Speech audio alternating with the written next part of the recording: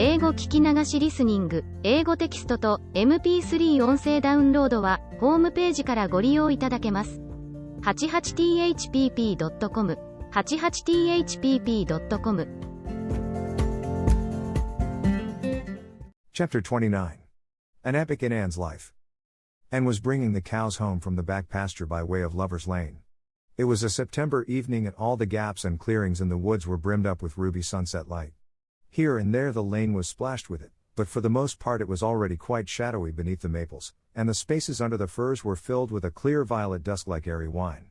The winds were out in their tops, and there is no sweeter music on earth than that which the wind makes in the fir trees at evening.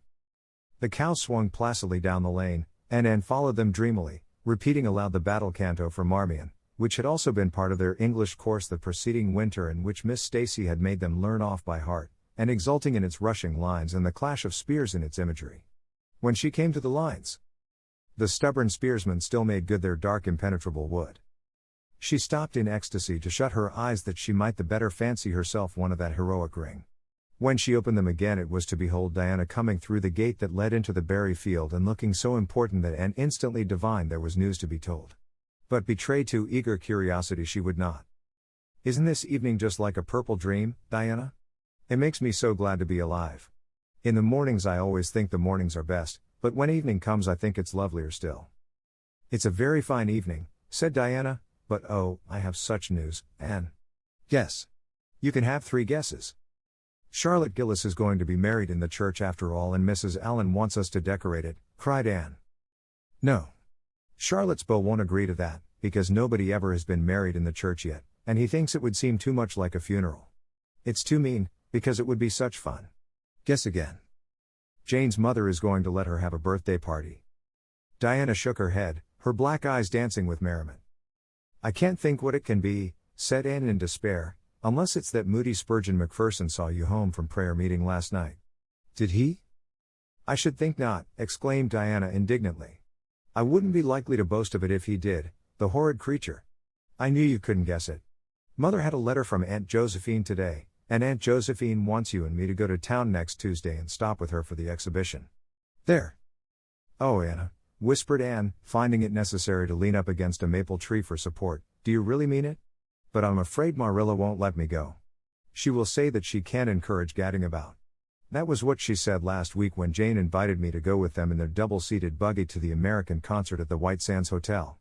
I wanted to go, but Marilla said I'd be better at home learning my lessons and so would Jane. I was bitterly disappointed, Diana. I felt so heartbroken that I wouldn't say my prayers when I went to bed. But I repented of that and got up in the middle of the night and said them." "I'll tell you," said Diana, "we'll get Mother to ask Marilla. She'll be more likely to let you go then, and if she does we'll have the time of our lives, Anne. I've never been to an exhibition, and it's so aggravating to hear the other girls talking about their trips. Jane and Ruby have been twice, and they're going this year again." "I'm not going to think about it at all until I know whether I can go or not," said Anne resolutely. "If I did and then was disappointed, it would be more than I could bear. But in case I do go I'm very glad my new coat will be ready by that time. Marilla didn't think I needed a new coat. She said my old one would do very well for another winter and that I ought to be satisfied with having a new dress. The dress is very pretty, Diana, navy blue and made so fashionably. Marilla always makes my dresses fashionably now, because she says she doesn't intend to have Matthew going to Mrs. Lynde to make them. I'm so glad. It is ever so much easier to be good if your clothes are fashionable. At least, it is easier for me. I suppose it doesn't make such a difference to naturally good people. But Matthew said I must have a new coat, so Marilla bought a lovely piece of blue broadcloth, and it's being made by a real dressmaker over at Carmody. It's to be done Saturday night, and I'm trying not to imagine myself walking up the church aisle on Sunday in my new suit and cap, because I'm afraid it isn't right to imagine such things. But it just slips into my mind in spite of me. My cap is so pretty. Matthew bought it for me the day we were over at Carmody. It is one of those little blue velvet ones that are all the rage, with gold cord and tassels. Your new hat is elegant, Diana, and so becoming. When I saw you come into church last Sunday my heart swelled with pride to think you were my dearest friend. Do you suppose it's wrong for us to think so much about our clothes? Marilla says it is very sinful. But it is such an interesting subject, isn't it? Marilla agreed to let Anne go to town, and it was arranged that Mr. Barry should take the girls in on the following Tuesday. As Charlottetown was 30 miles away and Mr. Barry wished to go and return the same day, it was necessary to make a very early start. But Anne counted it all joy, and was up before sunrise on Tuesday morning. A glance from her window assured her that the day would be fine, for the eastern sky behind the firs of the haunted wood was all silvery and cloudless. Through the gap in the trees a light was shining in the western gable of Orchard Slope, a token that Diana was also up. Anne was dressed by the time Matthew had the fire on and had the breakfast ready when Marilla came down, but for her own part was much too excited to eat. After breakfast the jaunty new cap and jacket were donned, and Anne hastened over the brook and up through the firs to Orchard Slope. Mr. Barry and Diana were waiting for her, and they were soon on the road. It was a long drive, but Anne and Diana enjoyed every minute of it. It was delightful to rattle along over the moist roads in the early red sunlight that was creeping across the shorn harvest fields. The air was fresh and crisp, and little smoke-blue mists curled through the valleys and floated off from the hills. Sometimes the road went through woods where maples were beginning to hang out scarlet banners, sometimes it crossed rivers on bridges that made Anne's flesh cringe with the old, half-delightful fear, sometimes it wound along a harbor shore and passed by a little cluster of weather-gray fishing huts, again it mounted to hills whence a far sweep of curving upland or misty blue sky could be seen, but wherever it went there was much of interest to discuss. It was almost noon when they reached town and found their way to Beechwood. It was quite a fine old mansion, set back from the street in a seclusion of green elms and branching beeches. Miss Barry met them at the door with a twinkle in her sharp black eyes. "So you've come to see me at last, you Anne girl," she said. "Mercy, child, how you have grown. You're taller than I am, I declare. And you're ever so much better looking than you used to be, too. But I dare say you know that without being told." "Indeed I didn't," said Anne radiantly. "I know I'm not so freckled as I used to be, so I've much to be thankful for, but I really hadn't dared to hope there was any other improvement. I'm so glad you think there is, Miss Barry." Miss Barry's house was furnished with great magnificence, as Anne told Marilla afterward. The two little country girls were rather abashed by the splendor of the parlor where Miss Barry left them when she went to see about dinner. "Isn't it just like a palace?" whispered Diana. "I never was in Aunt Josephine's house before, and I'd no idea it was so grand. I just wish Julia Bell could see this, she puts on such airs about her mother's parlor. Velvet carpet, sighed Anne luxuriously, and silk curtains. I've dreamed of such things, Diana. But do you know I don't believe I feel very comfortable with them after all. There are so many things in this room and all so splendid that there is no scope for imagination. That is one consolation when you are poor, there are so many more things you can imagine about." Their sojourn in town was something that Anne and Diana dated from for years. From first to last it was crowded with delights. On Wednesday Miss Barry took them to the exhibition grounds and kept them there all day. It was splendid, and related to Marilla later on.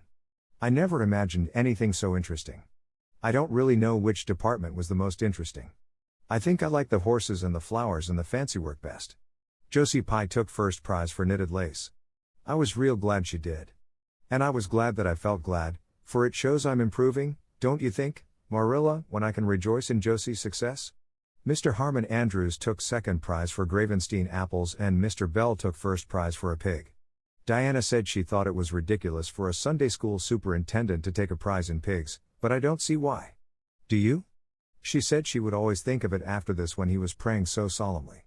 Clara Louise McPherson took a prize for painting, and Mrs. Lynde got first prize for homemade butter and cheese. So Avonlea was pretty well represented, wasn't it? Mrs. Lynde was there that day, and I never knew how much I really liked her until I saw her familiar face among all those strangers. There were thousands of people there, Marilla. It made me feel dreadfully insignificant. And Miss Barry took us up to the grandstand to see the horse races. Mrs. Lynde wouldn't go. She said horse racing was an abomination and, she being a church member, thought it her bounden duty to set a good example by staying away. But there were so many there I don't believe Mrs. Lynde's absence would ever be noticed. I don't think, though, that I ought to go very often to horse races, because they are awfully fascinating.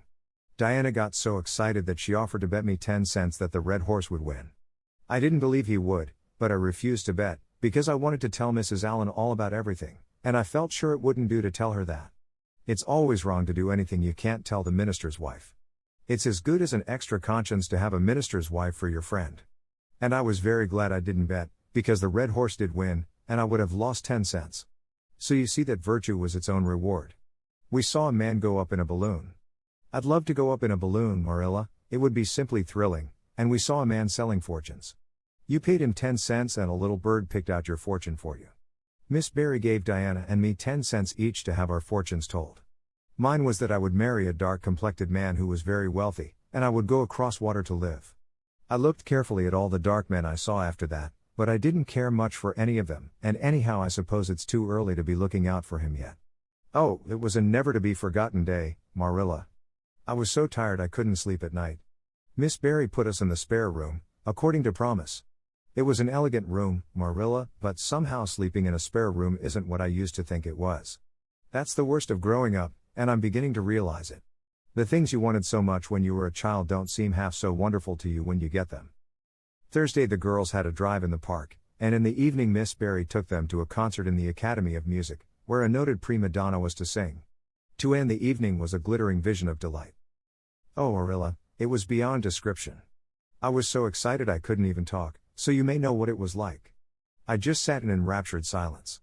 Madame Solitsky was perfectly beautiful, and wore white satin and diamonds. But when she began to sing I never thought about anything else. Oh, I can't tell you how I felt. But it seemed to me that it could never be hard to be good anymore. I felt like I do when I look up to the stars. Tears came into my eyes, but they were such happy tears. I was so sorry when it was all over, and I told Miss Barry I didn't see how I was ever to return to common life again. She said she thought if we went over to the restaurant across the street and had an ice cream it might help me. That sounded so prosaic, but to my surprise I found it true. The ice cream was delicious, Marilla, and it was so lovely and dissipated to be sitting there eating it at 11 o'clock at night. Diana said she believed she was born for city life. Miss Barry asked me what my opinion was, but I said I would have to think it over very seriously before I could tell her what I really thought. So I thought it over after I went to bed. That is the best time to think things out. And I came to the conclusion, Marilla, that I wasn't born for city life and that I was glad of it. It's nice to be eating ice cream at brilliant restaurants at 11 o'clock at night once in a while, but as a regular thing I'd rather be in the East Gable at 11, sound asleep, but kind of knowing even in my sleep that the stars were shining outside and that the wind was blowing in the firs across the brook. I told Miss Barry so at breakfast the next morning and she laughed. Miss Barry generally laughed at anything I said, even when I said the most solemn things. I don't think I liked it, Marilla, because I wasn't trying to be funny. But she is a most hospitable lady and treated us royally. Friday brought going home time, and Mr. Barry drove in for the girls. Well, I hope you've enjoyed yourselves, said Miss Barry, as she bade them goodbye. Indeed we have, said Diana. And you, and girl? I've enjoyed every minute of the time, said Anne, throwing her arms impulsively about the old woman's neck and kissing her wrinkled cheek. Diana would never have dared to do such a thing and felt rather aghast at Anne's freedom. But Miss Barry was pleased, and she stood on her veranda and watched the buggy out of sight. Then she went back into her big house with a sigh. It seemed very lonely, lacking those fresh young lives. Miss Barry was a rather selfish old lady, if the truth must be told, and had never cared much for anybody but herself. She valued people only as they were of service to her or amused her. And had amused her, and consequently stood high in the old lady's good graces. But Miss Barry found herself thinking less about Anne's quaint speeches than of her fresh enthusiasms, her transparent emotions, her little winning ways, and the sweetness of her eyes and lips. I thought Marilla Cuthbert was an old fool when I heard she'd adopted a girl out of an orphan asylum, she said to herself, but I guess she didn't make much of a mistake after all. If I'd a child like Anne in the house all the time I'd be a better and happier woman. And Diana found the drive home as pleasant as the drive in, pleasanter, indeed, since there was the delightful consciousness of home waiting at the end of it. It was sunset when they passed through White Sands and turned into the shore road. Beyond, the Avonlea hills came out darkly against the saffron sky. Behind them the moon was rising out of the sea that grew all radiant and transfigured in her light. Every little cove along the curving road was a marvel of dancing ripples. The waves broke with a soft swish on the rocks below them, and the tang of the sea was in the strong, fresh air. Oh, but it's good to be alive and to be going home, breathed Anne. When she crossed the log bridge over the brook the kitchen light of Green Gables winked her a friendly welcome back, and through the open door shone the hearth fire, sending out its warm red glow athwart the chilly autumn night.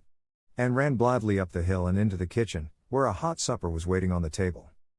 "So you've got back?" said Marilla, folding up her knitting. "Yes, and oh, it's so good to be back," said Anne joyously. "I could kiss everything, even to the clock." "Marilla, a broiled chicken. You don't mean to say you cooked that for me?" "Yes, I did," said Marilla. "I thought you'd be hungry after such a drive and need something real appetizing. Hurry and take off your things, And we'll have supper as soon as Matthew comes in. I'm glad you've got back, I must say. It's been fearful lonesome here without you, and I never put in 4 longer days. After supper Anne sat before the fire between Matthew and Marilla, and gave them a full account of her visit. I've had a splendid time, she concluded happily, and I feel that it marks an epoch in my life. But the best of it all was the coming home. Chapter 30. The Queen's class is organized. Marilla laid her knitting on her lap and leaned back in her chair. Her eyes were tired, and she thought vaguely that she must see about having her glasses changed the next time she went to town, for her eyes had grown tired very often of late. It was nearly dark, for the full November twilight had fallen around Green Gables, and the only light in the kitchen came from the dancing red flames in the stove. Anne was curled up Turk fashion on the hearthrug, gazing into that joyous glow where the sunshine of 100 summers was being distilled from the maple cordwood. She had been reading, but her book had slipped to the floor, and now she was dreaming, with a smile on her parted lips. Glittering castles in Spain were shaping themselves out of the mists and rainbows of her lively fancy. Adventures wonderful and enthralling were happening to her in Cloudland, adventures that always turned out triumphantly and never involved her in scrapes like those of actual life. Marilla looked at her with a tenderness that would never have been suffered to reveal itself in any clearer light than that soft mingling of fireshine and shadow. The lesson of a love that should display itself easily in spoken word and open look was one Marilla could never learn. But she had learned to love this slim, gray-eyed girl with an affection all the deeper and stronger from its very undemonstrativeness. Her love made her afraid of being unduly indulgent, indeed.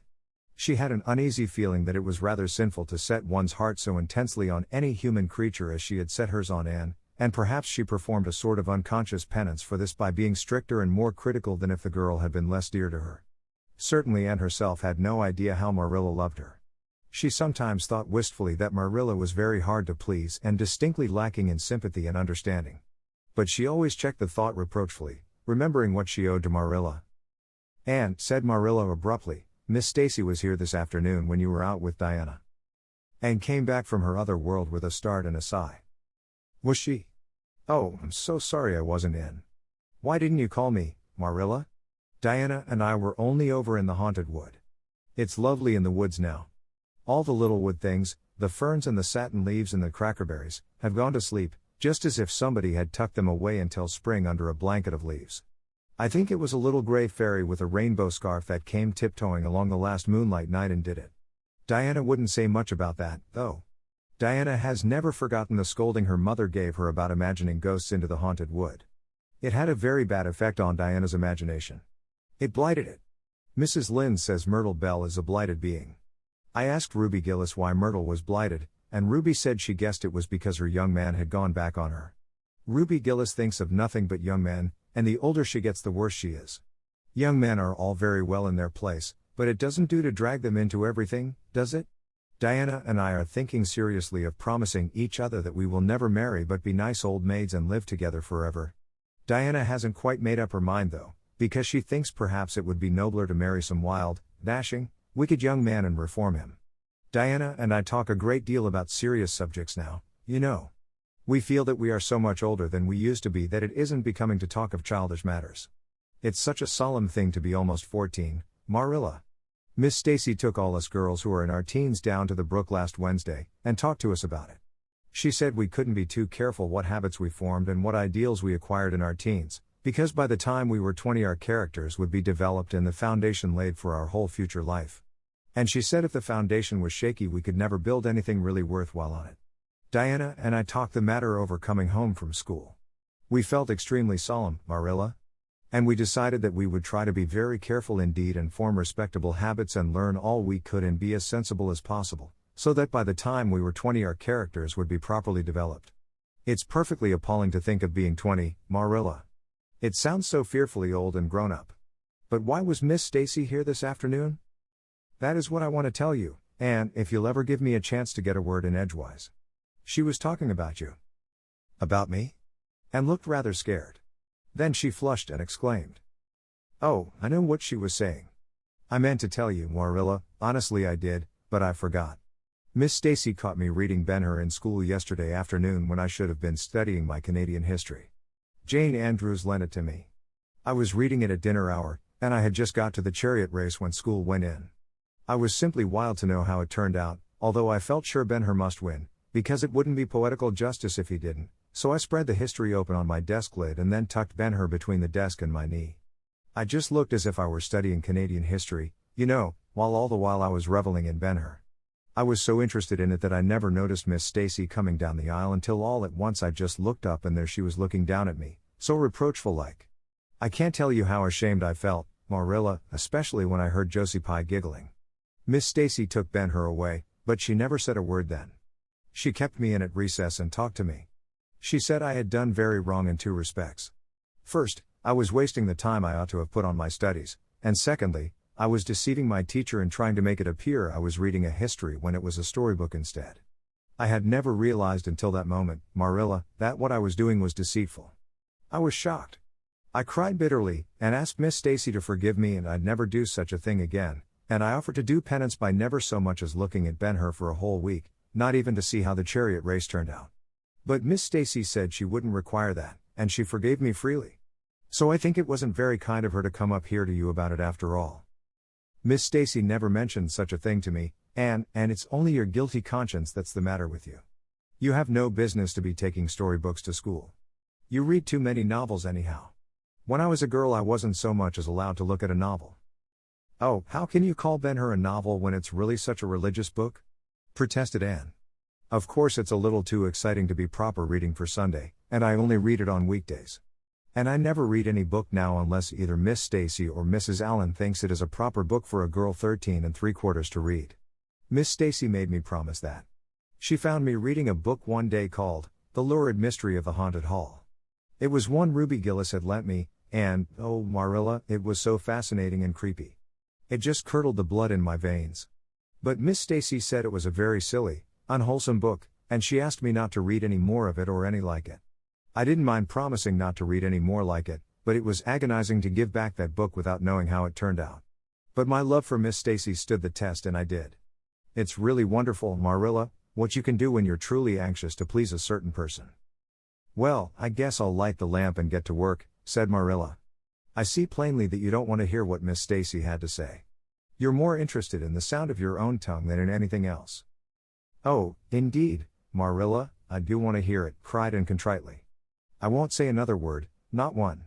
I know I talk too much, but I am really trying to overcome it, and although I say far too much, yet if you only knew how many things I want to say and don't, you'd give me some credit for it. Please tell me, Marilla. Well, Miss Stacy wants to organize a class among her advanced students who mean to study for the entrance examination into Queen's. She intends to give them extra lessons for an hour after school. And she came to ask Matthew and me if we would like to have you join it. What do you think about it yourself, Anne? Would you like to go to Queen's and pass for a teacher? Oh, Rilla. Anne straightened to her knees and clasped her hands. It's been the dream of my life, that is, for the last 6 months, ever since Ruby and Jane began to talk of studying for the entrance. But I didn't say anything about it, because I supposed it would be perfectly useless. I'd love to be a teacher. But won't it be dreadfully expensive? Mr. Andrews says it cost him $150 to put Prissy through, and Prissy wasn't a dunce in geometry. I guess you needn't worry about that part of it. When Matthew and I took you to bring up, we resolved we would do the best we could for you and give you a good education. I believe in a girl being fitted to earn her own living whether she ever has to or not. You'll always have a home at Green Gables as long as Matthew and I are here, but nobody knows what is going to happen in this uncertain world, and it's just as well to be prepared. So you can join the Queen's class if you like, Anne. Oh, Marilla, thank you. Anne flung her arms about Marilla's waist and looked up earnestly into her face. I'm extremely grateful to you and Matthew. And I'll study as hard as I can and do my very best to be a credit to you. I warn you not to expect much in geometry, but I think I can hold my own in anything else if I work hard. I dare say you'll get along well enough. Miss Stacy says you are bright and diligent. Not for worlds would Marilla have told Anne just what Miss Stacy had said about her. That would have been to pamper vanity. You needn't rush to any extreme of killing yourself over your books. There is no hurry. You won't be ready to try the entrance for a year and a half yet. But it's well to begin in time and be thoroughly grounded, Miss Stacy says. I shall take more interest than ever in my studies now, said Anne blissfully, because I have a purpose in life. Mr. Allen says everybody should have a purpose in life and pursue it faithfully. Only he says we must first make sure that it is a worthy purpose. I would call it a worthy purpose to want to be a teacher like Miss Stacy, wouldn't you, Marilla? I think it's a very noble profession. The Queen's class was organized in due time. Gilbert Blythe, Anne Shirley, Ruby Gillis, Jane Andrews, Josie Pye, Charlie Sloane, and Moody Spurgeon McPherson joined it. Diana Barry did not, as her parents did not intend to send her to Queen's. This seemed nothing short of a calamity to Anne. Never, since the night on which Minnie May had had the croup, had she and Diana been separated in anything. On the evening when the Queen's class first remained in school for the extra lessons, Anne saw Diana go slowly out with the others, to walk home alone through the Birch Path and Violet Vale. It was all the former could do to keep her seat and refrain from rushing impulsively after her chum. A lump came into her throat, and she hastily retired behind the pages of her uplifted Latin grammar to hide the tears in her eyes. Not for worlds would Anne have had Gilbert Blythe or Josie Pye see those tears. But, oh, Marilla, I really felt that I had tasted the bitterness of death, as Mr. Allen said in his sermon last Sunday, when I saw Diana go out alone, she said mournfully that night. I thought how splendid it would have been if Diana had only been going to study for the entrance, too. But we can't have things perfect in this imperfect world, as Mrs. Lynde says. Mrs. Lynde isn't exactly a comforting person sometimes, but there's no doubt she says a great many very true things. And I think the Queen's class is going to be extremely interesting. Jane and Ruby are just going to study to be teachers. That is the height of their ambition. Ruby says she will only teach for 2 years after she gets through, and then she intends to be married. Jane says she will devote her whole life to teaching and never marry, because you are paid a salary for teaching, but a husband won't pay you anything, and growls if you ask for a share in the egg and butter money. I expect Jane speaks from mournful experience, for Mrs. Lynde says that her father is a perfect old crank, and meaner than second skimmings. Josie Pye says she is just going to college for education's sake, because she won't have to earn her own living. She says of course it is different with orphans who are living on charity, they have to hustle. Moody Spurgeon is going to be a minister. Mrs. Lynde says he couldn't be anything else with a name like that to live up to. I hope it isn't wicked of me, Marilla, but really the thought of Moody Spurgeon being a minister makes me laugh. He's such a funny-looking boy with that big fat face, and his little blue eyes, and his ears sticking out like flaps. But perhaps he will be more intellectual-looking when he grows up. Charlie Sloane says he's going to go into politics and be a member of Parliament, but Mrs. Lynde says he'll never succeed at that, because the Sloanes are all honest people, and it's only rascals that get on in politics nowadays. What is Gilbert Blythe going to be? Queried Marilla, seeing that Anne was opening her Caesar. I don't happen to know what Gilbert Blythe's ambition in life is, if he has any, said Anne scornfully. There was open rivalry between Gilbert and Anne now. Previously the rivalry had been rather one-sided, but there was no longer any doubt that Gilbert was as determined to be first in class as Anne was. He was a foeman worthy of her steel. The other members of the class tacitly acknowledged their superiority, and never dreamed of trying to compete with them. Since the day by the pond when she had refused to listen to his plea for forgiveness, Gilbert, save for the aforesaid determined rivalry, had evinced no recognition whatever of the existence of Anne Shirley. He talked and jested with the other girls, exchanged books and puzzles with them, discussed lessons and plans, sometimes walked home with one or the other of them from prayer meeting or debating club. But Anne Shirley he simply ignored, and Anne found out that it is not pleasant to be ignored. It was in vain that she told herself with a toss of her head that she did not care. Deep down in her wayward, feminine little heart she knew that she did care, and that if she had that chance of the Lake of Shining Waters again she would answer very differently. All at once, as it seemed, and to her secret dismay, she found that the old resentment she had cherished against him was gone just when she most needed its sustaining power. It was in vain that she recalled every incident and emotion of that memorable occasion and tried to feel the old satisfying anger.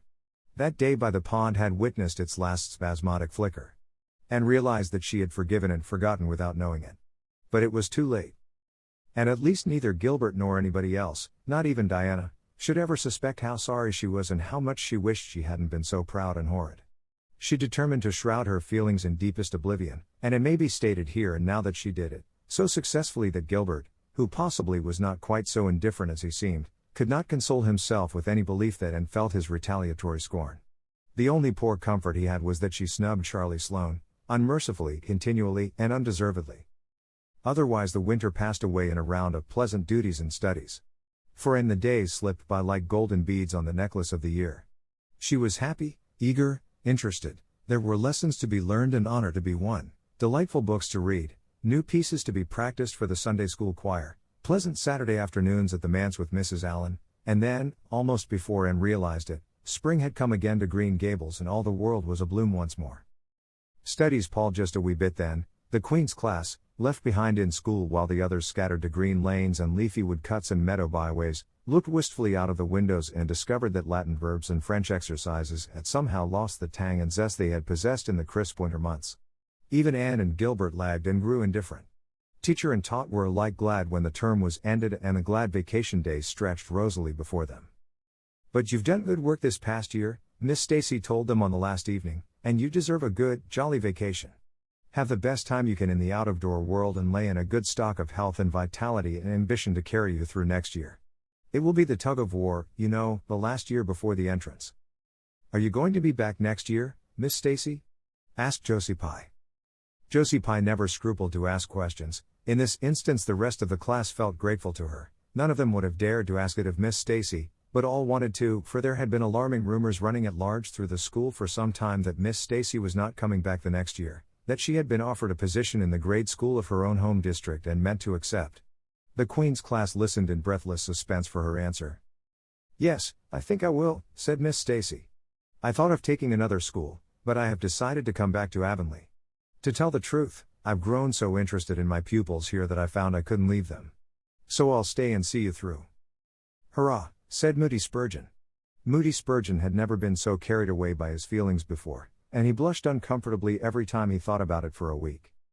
"Oh, I'm so glad," said Anne, with shining eyes. "Dear Stacy, it would be perfectly dreadful if you didn't come back. I don't believe I could have the heart to go on with my studies at all if another teacher came here." When Anne got home that night she stacked all her textbooks away in an old trunk in the attic, locked it, and threw the key into the blanket box. "I'm not even going to look at a school book in vacation," she told Marilla. "I've studied as hard all the term as I possibly could and I've pored over the geometry until I know every proposition in the first book off by heart, even when the letters are changed. I just feel tired of everything sensible and I'm going to let my imagination run riot for the summer." "Oh, you needn't be alarmed, Marilla. I'll only let it run riot within reasonable limits. But I want to have a real good jolly time this summer, for maybe it's the last summer I'll be a little girl. Mrs. Lynde says that if I keep stretching out next year as I've done this I'll have to put on longer skirts. She says I'm all running to legs and eyes. And when I put on longer skirts I shall feel that I have to live up to them and be very dignified. It won't even do to believe in fairies then, I'm afraid, so I'm going to believe in them with all my whole heart this summer. I think we're going to have a very gay vacation. Ruby Gillis is going to have a birthday party soon and there's the Sunday school picnic and the missionary concert next month. And Mr. Barry says that some evening he'll take Diana and me over to the White Sands Hotel and have dinner there. They have dinner there in the evening, you know. Jane Andrews was over once last summer and she says it was a dazzling sight to see the electric lights and the flowers and all the lady guests in such beautiful dresses. Jane says it was her first glimpse into high life and she'll never forget it to her dying day. Mrs. Lynde came up the next afternoon to find out why Marilla had not been at the aid meeting on Thursday. When Marilla was not at aid meeting people knew there was something wrong at Green Gables. "Matthew had a bad spell with his heart Thursday," Marilla explained, "and I didn't feel like leaving him. Oh, yes, he's all right again now, but he takes them spells oftener than he used to and I'm anxious about him. The doctor says he must be careful to avoid excitement. That's easy enough, for Matthew doesn't go about looking for excitement by any means and never did. But he's not to do any very heavy work either and you might as well tell Matthew not to breathe as not to work. Come and lay off your things, Rachel. You'll stay to tea?" "Well, seeing you're so pressing, perhaps I might as well, stay," said Mrs. Rachel, who had not the slightest intention of doing anything else. Mrs. Rachel and Marilla sat comfortably in the parlor while Anne got the tea and made hot biscuits that were light and white enough to defy even Mrs. Rachel's criticism. "I must say Anne has turned out a real smart girl," admitted Mrs. Rachel, as Marilla accompanied her to the end of the lane at sunset. "She must be a great help to you." "She is," said Marilla, "and she's real steady and reliable now. I used to be afraid she'd never get over her featherbrained ways, but she has and I wouldn't be afraid to trust her in anything now. I never would have thought she'd have turned out so well that first day I was here 3 years ago," said Mrs. Rachel. "Lawful heart, shall I ever forget that tantrum of hers? When I went home that night I says to Thomas, says I, 'Mark my words, Thomas, Marilla Cuthbert'll live to rue the step she's took.' But I was mistaken and I'm real glad of it. I ain't one of those kind of people, Marilla, as can never be brought to own up that they've made a mistake. No, that never was my way, thank goodness. I did make a mistake in judging Anne, but it weren't no wonder, for an odder, unexpecteder which of a child there never was in this world, that's what. There was no ciphering her out by the rules that worked with other children. It's nothing short of wonderful how she's improved these 3 years, but especially in looks. She's a real pretty girl got to be, though I can't say I'm overly partial to that pale, big-eyed style myself. I like more snap and color, like Diana Barry has or Ruby Gillis. Ruby Gillis's looks are real showy. But somehow, I don't know how it is, but when Anne and them are together, though she ain't half as handsome, she makes them look kind of common and overdone, something like them white June lilies she calls narcissus alongside of the big, red peonies, that's what. Chapter 31. Where the brook and river meet. Anne had her good summer and enjoyed it wholeheartedly. She and Diana fairly lived outdoors, reveling in all the delights that Lover's Lane and the Dryad's Bubble and Willowmere and Victoria Island afforded. Marilla offered no objections to Anne's gypsyings. The Spencervale doctor who had come the night Minnie May had the croup met Anne at the house of a patient one afternoon early in vacation, looked her over sharply, screwed up his mouth, shook his head, and sent a message to Marilla Cuthbert by another person. It was, "Keep that red-headed girl of yours in the open air all summer and don't let her read books until she gets more spring into her step." This message frightened Marilla wholesomely. She read Anne's death warrant by consumption in it unless it was scrupulously obeyed. As a result, Anne had the golden summer of her life as far as freedom and frolic went. She walked, rode, berried, and dreamed to her heart's content, and when September came she was bright-eyed and alert, with a step that would have satisfied the Spencervale doctor and a heart full of ambition and zest once more. "I feel just like studying with might and main," she declared as she brought her books down from the attic. "Oh, you good old friends, I'm glad to see your honest faces once more, yes, even you, geometry. I've had a perfectly beautiful summer, Marilla, and now I'm rejoicing as a strong man to run a race, as Mr. Allen said last Sunday. Doesn't Mr. Allen preach magnificent sermons? Mrs. Lynde says he is improving every day, and the first thing we know some city church will gobble him up and then we'll be left and have to turn to and break in another green preacher. But I don't see the use of meeting trouble halfway, do you, Marilla? I think it would be better just to enjoy Mr. Allen while we have him. If I were a man I think I'd be a minister. They can have such an influence for good, if their theology is sound, and it must be thrilling to preach splendid sermons and stir your hearers' hearts. Why can't women be ministers, Marilla?" I asked Mrs. Lynde that and she was shocked and said it would be a scandalous thing. She said there might be female ministers in the States and she believed there was, but thank goodness we hadn't got to that stage in Canada yet and she hoped we never would. But I don't see why. I think women would make splendid ministers. When there is a social to be got up or a church tea or anything else to raise money the women have to turn to and do the work. I'm sure Mrs. Lynde can pray every bit as well as Superintendent Bell and I've no doubt she could preach too with a little practice. "Yes, I believe she could," said Marilla dryly. "She does plenty of unofficial preaching as it is. Nobody has much of a chance to go wrong in Avonlea with Rachel to oversee them." "Marilla," said Anne in a burst of confidence, "I want to tell you something and ask you what you think about it. It has worried me terribly, on Sunday afternoons, that is, when I think specially about such matters. I do really want to be good, and when I'm with you or Mrs. Allen or Miss Stacy I want it more than ever and I want to do just what would please you and what you would approve of. But mostly when I'm with Mrs. Lynde I feel desperately wicked and as if I wanted to go and do the very thing she tells me I oughtn't to do. I feel irresistibly tempted to do it. Now, what do you think is the reason I feel like that?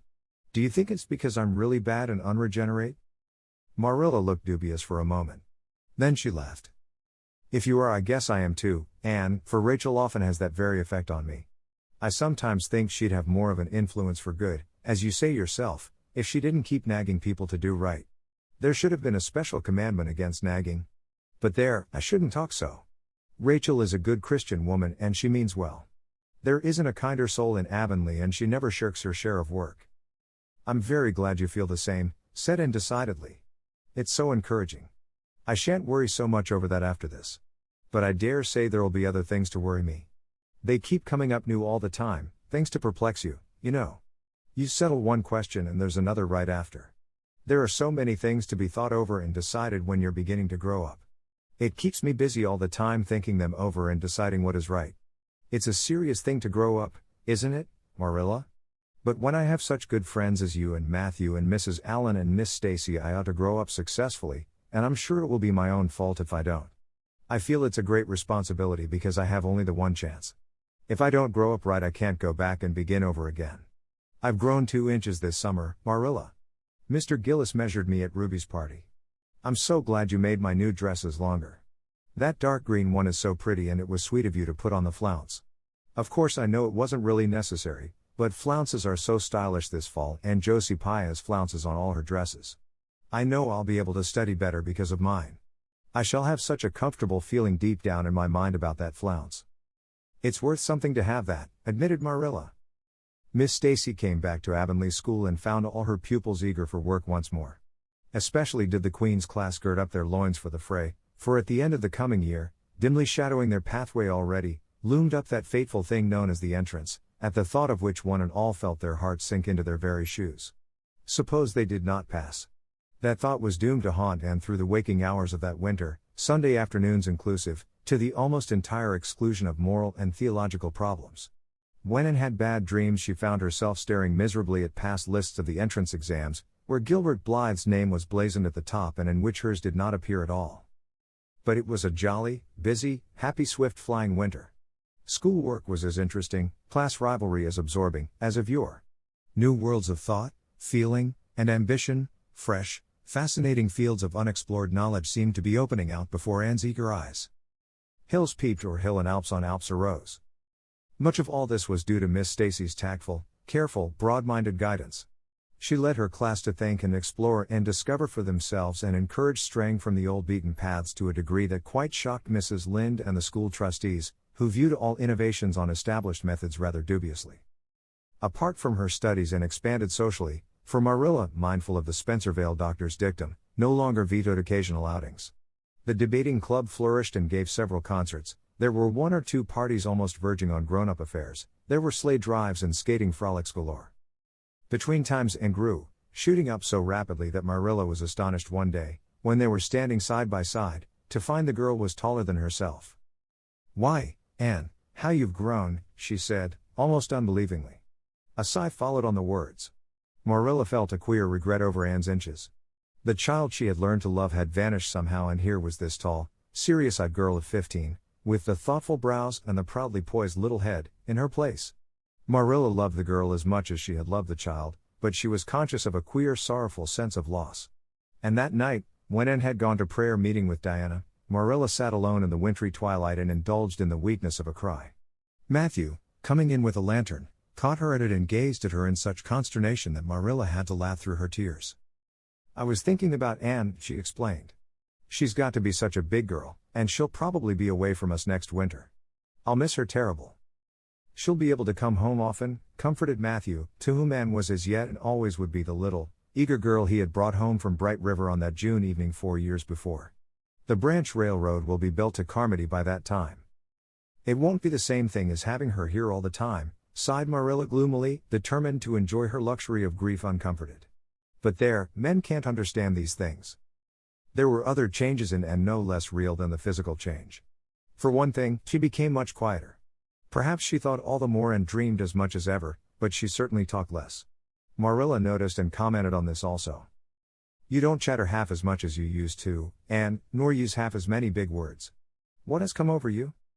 Anne colored and laughed a little, as she dropped her book and looked dreamily out of the window, where big fat red buds were bursting out on the creeper in response to the lure of the spring sunshine. "I don't know, I don't want to talk as much," she said, denting her chin thoughtfully with her forefinger. "It's nicer to think dear, pretty thoughts and keep them in one's heart, like treasures. I don't like to have them laughed at or wondered over. And somehow I don't want to use big words anymore. It's almost a pity, isn't it, now that I'm really growing big enough to say them if I did want to. It's fun to be almost grown up in some ways, but it's not the kind of fun I expected, Marilla. There's so much to learn and do and think that there isn't time for big words. Besides, Miss Stacy says the short ones are much stronger and better. She makes us write all our essays as simply as possible. It was hard at first. I was so used to crowding in all the fine big words I could think of, and I thought of any number of them. But I've got used to it now and I see it's so much better. What has become of your story club? I haven't heard you speak of it for a long time." "The story club isn't in existence any longer. We hadn't time for it, and anyhow I think we had got tired of it. It was silly to be writing about love and murder and elopements and mysteries. Miss Stacy sometimes has us write a story for training in composition, but she won't let us write anything but what might happen in Avonlea in our own lives, and she criticizes it very sharply and makes us criticize our own too. I never thought my compositions had so many faults until I began to look for them myself. I felt so ashamed I wanted to give up altogether, but Miss Stacy said I could learn to write well if I only trained myself to be my own severest critic. And so I am trying to. You've only 2 more months before the entrance, said Marilla. Do you think you'll be able to get through? And shivered. I don't know. Sometimes I think I'll be all right, and then I get horribly afraid. We've studied hard and Miss Stacy has drilled us thoroughly, but we mayn't get through for all that. We've each got a stumbling block. Mine is geometry, of course, and Jane's is Latin, and Ruby and Charlie's is algebra, and Josie's is arithmetic. Moody Spurgeon says he feels it in his bones that he is going to fail in English history. Miss Stacy is going to give us examinations in June just as hard as we'll have at the entrance and mark us just as strictly, so we'll have some idea. I wish it was all over, Marilla. It haunts me. Sometimes I wake up in the night and wonder what I'll do if I don't pass. Why, go to school next year and try again, said Marilla unconcernedly. Oh, I don't believe I'd have the heart for it. It would be such a disgrace to fail, especially if the others passed. And I get so nervous in an examination that I'm likely to make a mess of it. I wish I had nerves like Jane Andrews. Nothing rattles her. And sighed and, dragging her eyes from the witcheries of the spring world, the beckoning day of breeze and blue and the green things upspringing in the garden, buried herself resolutely in her book. There would be other springs, but if she did not succeed in passing the entrance, and felt convinced that she would never recover sufficiently to enjoy them. 物語の続きは、ホームページからお聞きいただけます。また、テキスト、MP3 ダウンロードも合わせてご利用ください。88thpp.com 88thpp.com